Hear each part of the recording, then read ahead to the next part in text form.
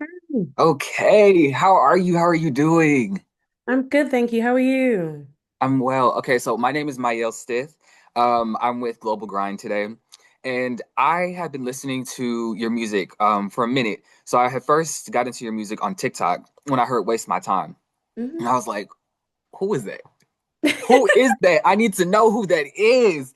And so I've been listening to your music, and then Signs came out. I heard Signs on TikTok too, and then I was like, "Oh no, no, no! I got to download this one too.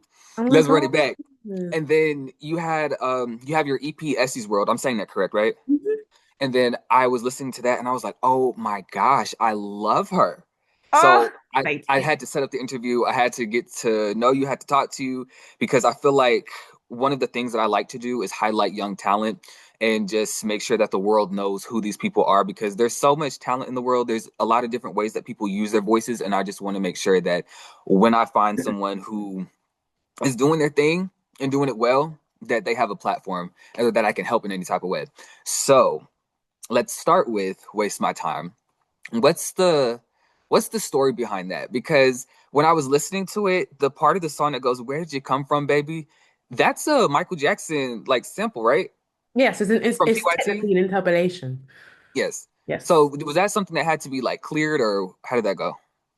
Well, I wrote that song in my bedroom after work. So what I would do, I used to work at a Wetherspoons, like a bar, and I would finish at like 2 a.m.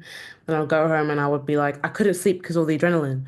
So now I would just write music. So I just wrote to that beat. And I remember when I got to that section, I didn't really know what to write for the hook. Um, but I love Michael Jackson. I love 80s music.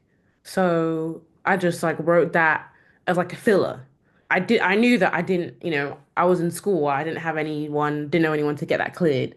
So I was like, okay, I'll just write this filler chorus, and then when I revisit it, I'll rewrite it. So that was actually the intention behind it. It wasn't supposed to be there. But it fits perfectly and I love it so much. Oh, So thank let's you go so back a much. little bit because you were saying that you were at work and then you would get off work and then you would work on music. So what's your journey in music been like and what was going on before you stepped onto the path of artistry? You know what? I think I've always been on the path of artistry. I just think that like I don't know anyone I didn't know anyone in the industry, didn't have any connections or anything. And I come from a Nigerian family, all of which who are creative, but very studious. Like Nigerian people are very uh like academic.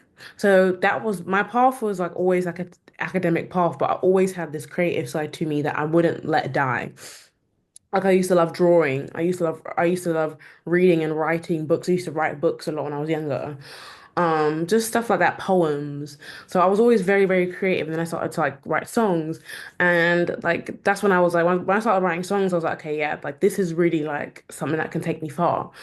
And I just kept like honing my craft. I've been writing since I was like 7. Like I used to write whole books. Like I used to love writing and reading and all that stuff. So, and yeah, like I don't know, when I was 17, I started learning like how to like drop my own music independently. And then when I was 19, I started proper like being consistent with it, dropping EPs and stuff. But I think the difficulty that I had was that like dropping music, but then like, I couldn't really afford like producer fees. I couldn't afford all this stuff. So like the consistency sort of like dropped off, like not entirely, but it was just hard for me to stay consistent because of the economic implications. And I Right. just kind of got lucky enough that like one of my songs, Lemonade, started to really take off, and then Waste My Time really took off. And I'm just like, bro, all these barriers I had have now been lifted because something's taken off finally. So And we love it. We love it. thank you so Okay. much. When I listen to your music, I think that your voice would really fit well on like a Kaytranada type of beat. So I'm really hoping that that happens in the future. But We do have who some are music. We have actually worked together. Yes, we Oh, have. I'm late. I'm late. I mean, Okay. it's not come out yet, so you're not late. But we have Oh, actually okay. worked together behind the scenes, so I'm hoping that hopefully this year something will come out.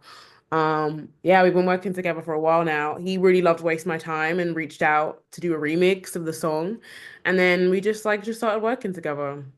Oh my He's that been a really good friend to me. He really has. Oh my gosh, I love to hear that. So while you've been working and making your way through the industry, you're gaining peers and people that are like friends and becoming mentors in some type of way. I love that for you. And I love that you and Kate Renata have something together because I think I've been saying this for in my head for maybe like 2 months. Like, I need her on a Kate Renata beat. So I'm so happy to hear that today. But who are some other artists or DJs that you would want to collaborate with? I love Tyler the Creator. He's like another like dream. Like my goal Mhm. ever since I was like, I don't know, like 17 was like Kate Shinoda, Tyler the Creator. Those are my two like people. And it's like when I got to work with Kate Shinoda, I met him in person. I was like, oh my like one of my whole life goals was coming through, just coming true.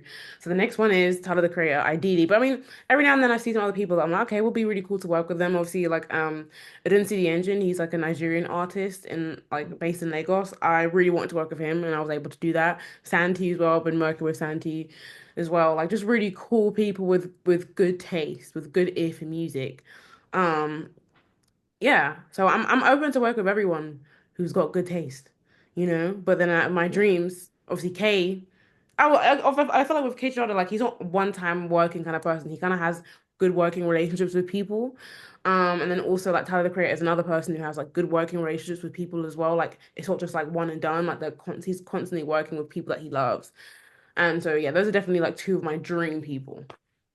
I can't wait to hear it. I really can't because I listen to both of their music and I listen to yours as well. So when I hear those collabs, I am going to be elated. But in music, I am really big on background vocals. And I think that's one of the things that really drew me to your music because I like stacked vocals and I just like how background vocals sound. It gives you like a different part of the story that the main vocals aren't really giving. And I feel like sometimes people don't pay attention to them because they're in the background. But at the same time, like this is the part of the structure of the song. So with that being said, if I give you some elements of or like the structure of a song, can you rank them in importance for you? Like, Absolutely, I okay. would love to. Okay, so let's go with lead vocals, background vocals, the lyrical flow, the bridge, and the main verses. Out of those five, rank them from most to least important. So can you say that again? Which ones? Lead vocals, Yeah, cool. background vocals, lyrical flow, the bridge, main verses. Oh, okay. I think it's hard. So I would say maybe lyrical flow actually might be the most important. But in terms of like, do you mean lyrical flow as in like melody or just like the flow of the lyrics? Just the lyrics of the song, like just Oh, the the lyrics how one. good Okay. they are. If just lyrics, it kind of goes down a little bit. Okay, I would say background vocals, bridge. I'm so sorry, bridge has to actually come last because I think there's a obviously everyone loves a bridge. I think a bridge can like there's been times that I've listened to a song, not been crazy, the bridge comes through and I'm like, yeah, this is it. However, because of the nature of music today, we've had to kind of like, songs are no like you don't want a song that's longer than like 2, 3 minutes. So it's like I even in my music, I find creative ways to like import the structure of a bridge without it being an extra addition to the song. So literally when I'm making a song, I don't make songs with bridges. I don't think people have actually really noticed that. Like, I think I have one song with a bridge, and I don't even like that bridge, to be honest. So I would actually put bridge at last, just for me, because, when you're a modern artist, but you're taking inspiration from like another era, you kind of have to either like forget the bridge entirely or just, be creative and utilize it in a different way.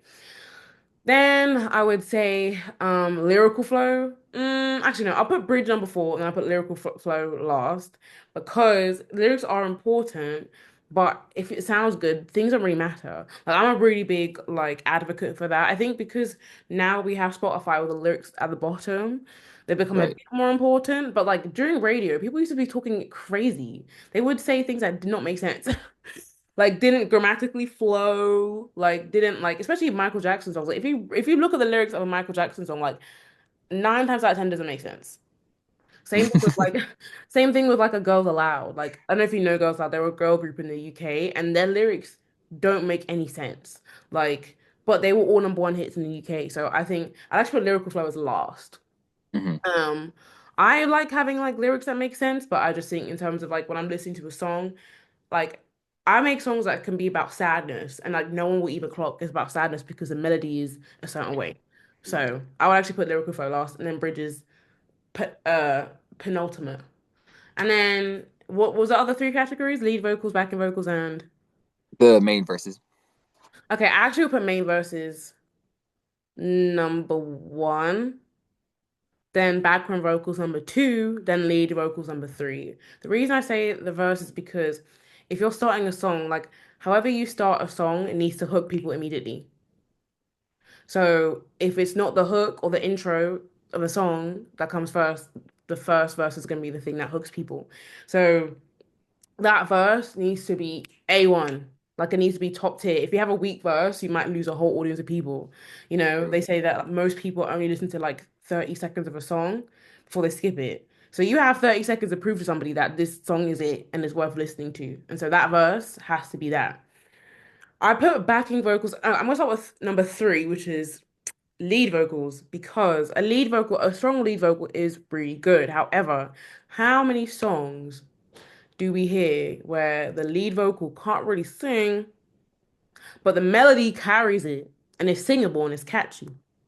So the lead vocal doesn't have to be amazing, but if the vocal is good, like if the melody is good, then that can be overlooked. There's been so many songs that were huge when I was younger that I went back and listened to, and I'm just like, none of these, this is not in key. Like this is not, this is not in key. She's singing off key on the record. On the record. Yeah.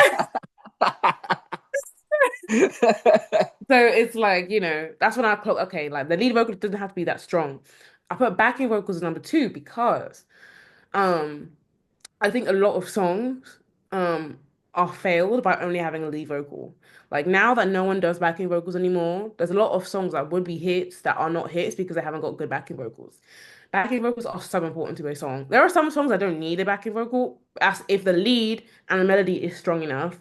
If that's not the case, the backing vocal can really elevate a song. And even like, for example, Waste My Time, when I wrote that song, I thought that song was quite a weak song. I thought the hook was quite weak. I took it to my producer and I was like, I'm not sure how I'm feeling about the chorus, not sure about feeling about this. She was like, give me 2 seconds. And we arranged the backing vocals. Once we did the backing vocals, I was like, okay, this song is going to go off. And that's when all my friends told me that, oh, this song is going to go viral. And I didn't believe them, but they were all saying, like, this song is going to go viral. And they were right. But literally, I don't think it would have had the je ne sais quoi if we didn't add the backing vocals. So that's my ranking. And I slightly disagree, but also I'm not a songwriter. I'm just a consumer of music, right? Hmm. But I feel like that breakdown that you just gave me, one gives me a different perspective, and two, it makes me feel like I just learned a lesson. So thank you. Thank you. Um, so let's talk all things signs, your song signs, zodiac signs, and signs that let you know that a person is a good fit.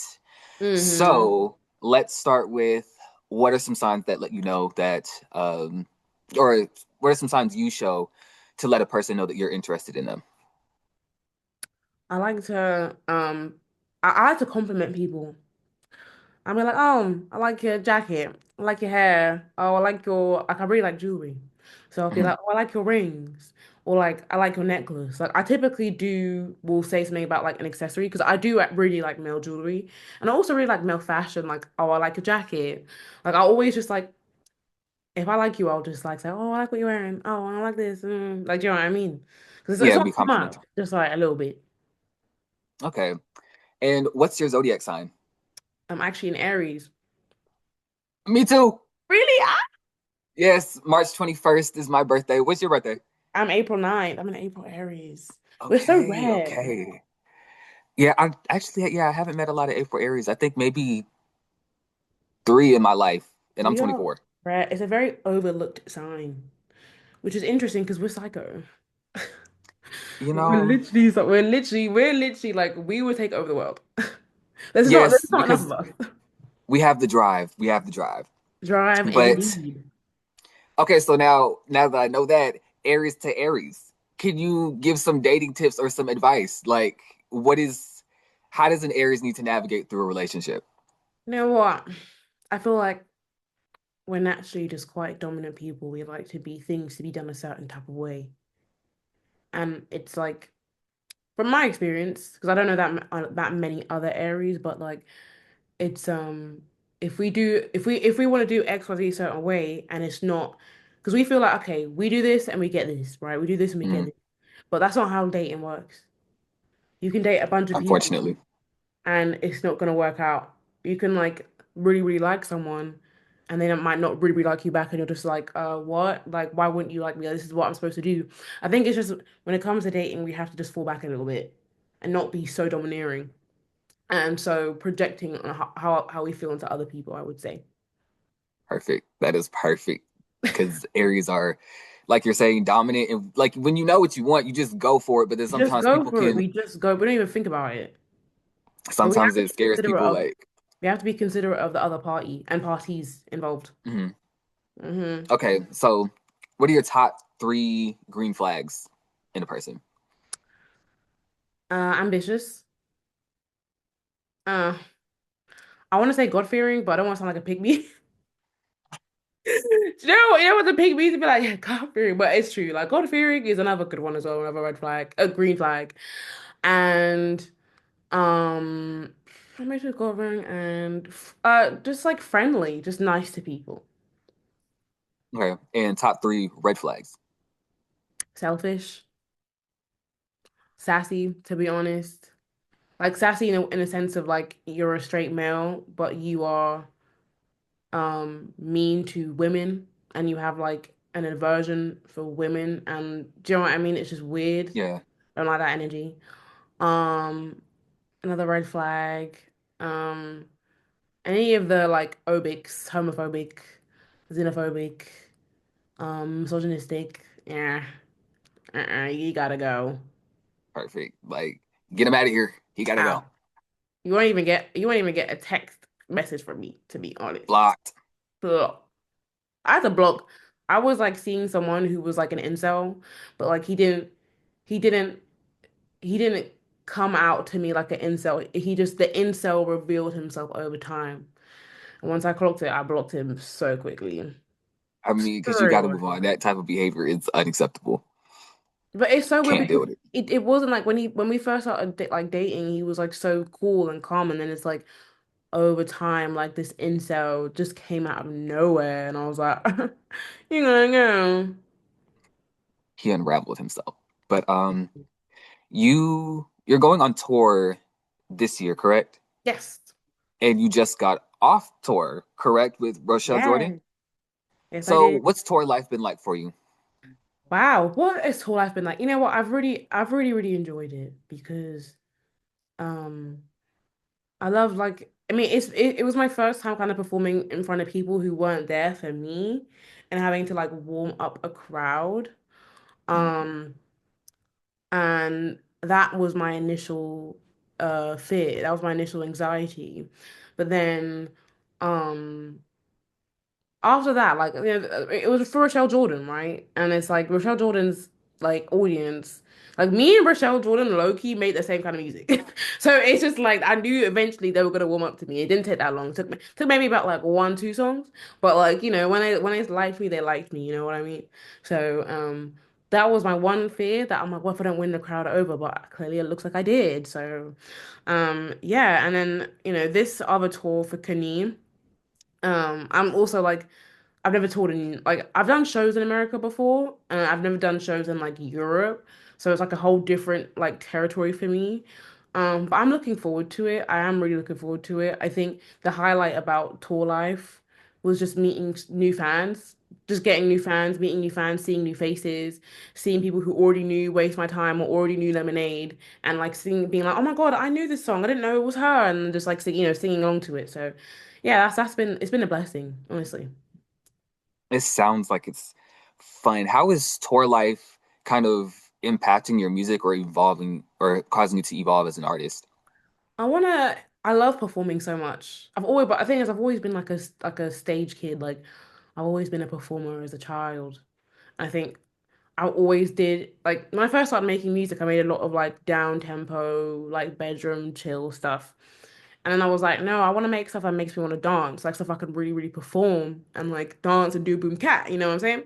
So I think the tour basically sort of reinforced that because I did notice like songs like A Golden Touch, like when I performed that song, like that was a song that made people like really pay attention to me.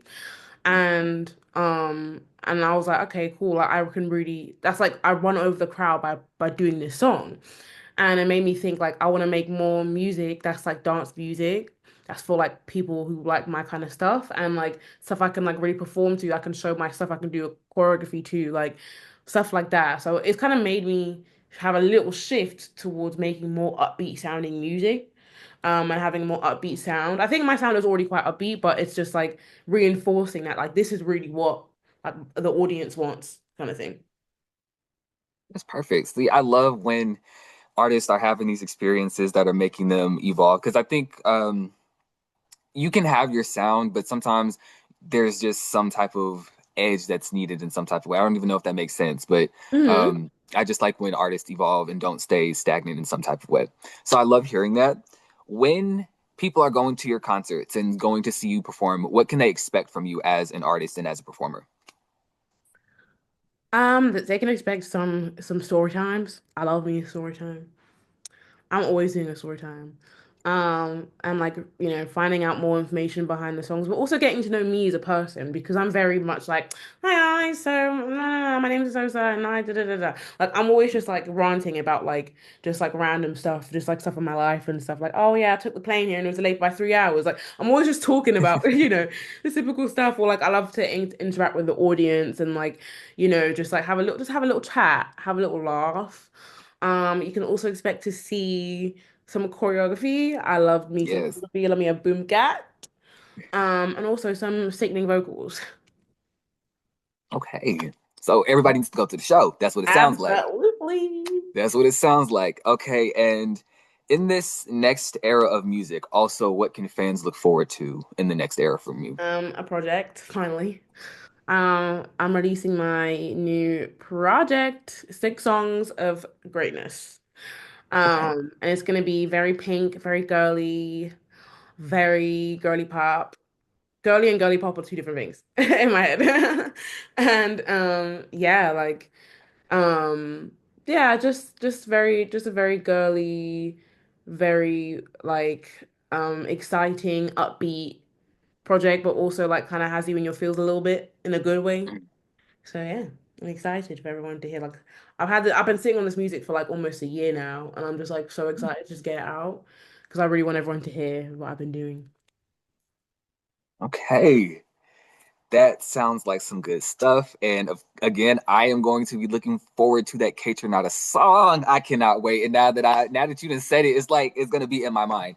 I I'm love that I have excited for that everyone to piece hear that of one too. insight. There's a couple. There's more than one. Oh, We need to do a whole project or something. I think we should actually. yes, give Should us an do a whole thing. EP. It'll make sense I for would us. love it. Thank But you. again, my name is Miles Stith. It was a pleasure speaking with you. And I cannot wait to see all the wonderful things that you do, all the places that you go, the music that you put out, the boom cats that you do on stage and in videos. Congratulations on everything that you're doing. You're doing Thank very well. you.